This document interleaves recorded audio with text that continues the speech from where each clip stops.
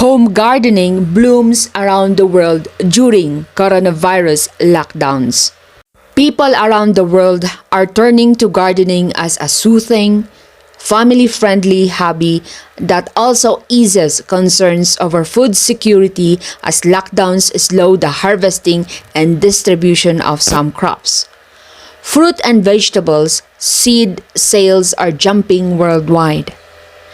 It's supplementary gardening. What can gardening do to help with the coronavirus pandemic? Gardening has always been touted as a relaxing recreational activity that can provide great personal rewards. During this time, when many people are working at home and students are learning at home, gardening can be a positive family inclusive activity to adopt. From a mental aspect, growing a vegetable garden or houseplant collection may be a way for adults and children to cope with boredom and help families gain a sense of security. Historical experiences during trying times have given us examples of how important gardening can be in our society. Gardening can be an important nature-based activity that continues to provide connection to nature with mental well-being benefits during the COVID-19 pandemic. First, gardening is a low-cost activity that is affordable to most people across social and economic spectra in the community. Second, it can be readily performed outdoors or indoors during times of home confinement or restricted activities in curbing the spread of COVID-19. Gardening can be performed individually or in small groups. Third, and more importantly, it has been demonstrated to provide a wide range of health benefits. A meta-analysis of studies in temperate environments showed that gardening can reduce depression, anxiety, and body mass index, and increase life satisfaction, quality of life, as well as sense of community. Likewise, a more recent meta-analysis, which included 7 studies with total of 22 effect sizes, indicated a positive and moderate effect of horticultural or gardening interventions on psychological or psychosocial well-being. The benefits of gardening on mental well-being could be attributed in part to the sense of satisfaction and accomplishments that one gets from planting, and harvesting a garden, and sustained engagement with nature that can focus one's attention away from the stresses around us. Gardening is the most popular hobby in the world, thus has important health benefits that are only beginning to be demonstrated. In linking gardening to individual health, a key question that remains unanswered is whether gardening also improves mental resilience.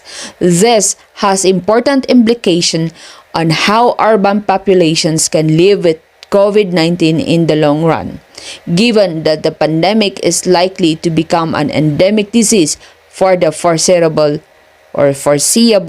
future. Gardening can improve many aspects of mental health, focus, and concentration. It improves your mood.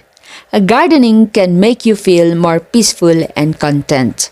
Focusing your attention on the immediate tasks and details of gardening can reduce negative thoughts and feelings and can make you feel better in the moment.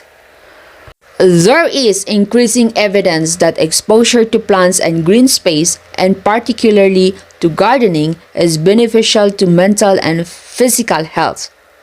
Health professionals should therefore encourage their patients to make use of green space and to work in gardens, and should pressure local authorities to increase open spaces and the number of trees, thus also helping to counteract air pollution and climate change.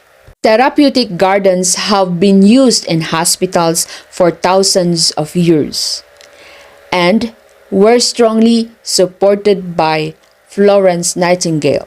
They improved the surroundings for patients, visitors, and staff. Why does gardening seem to be beneficial to health? It combines physical activity with social interaction and exposure to nature and sunlight. Sunlight lowers blood pressure as well as increasing vitamin D levels in the summer.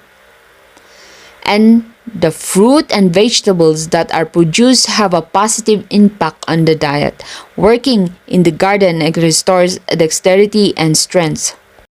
Stop and smell the roses, or take time to smell the roses, is an idiom that means to relax, to take time out of one's busy schedule to enjoy or appreciate the beauty of life. While this expression refers to roses, it can be anything rather small or even commonplace. These things may seem small, but they can give us great joy. Just like the plants around your home garden gives you a smile. There came a time in the development of the COVID-19 pandemic when people began to realize that they would be indoors for longer than the 2 weeks they were originally told. To cope with this, people have new things to do. Some bake, some watch countless hours of Netflix, and others took up a skill right in their backyard, and that's gardening. Gardening promotes positivity and hope, and there are crucial factors for an individual to get better if they catch the COVID-19 virus. Promoting a healthy environment with positivity is the key to getting better. Imagine being surrounded by plants and butterflies while you sit outside in the sun. Doesn't that very thought feel good? This is exactly the kind of feeling that a garden can bring to your life. Also, it gives people something to do and look forward to. If you catch the virus, you will not be able to meet other people, but you can always continue gardening and look after your plant babies.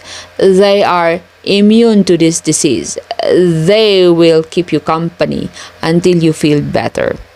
Are you a creative person looking to invest in new spheres? Gardening may be exactly what fits the bill. Think of it this way. You finally have the time to spend on gardening and growing your own slice of nature. Usually, you always come home after work or are involved in various after-job plans. Now that you are finally home most of the time, you can invest effort in beautifying your living space with greenery.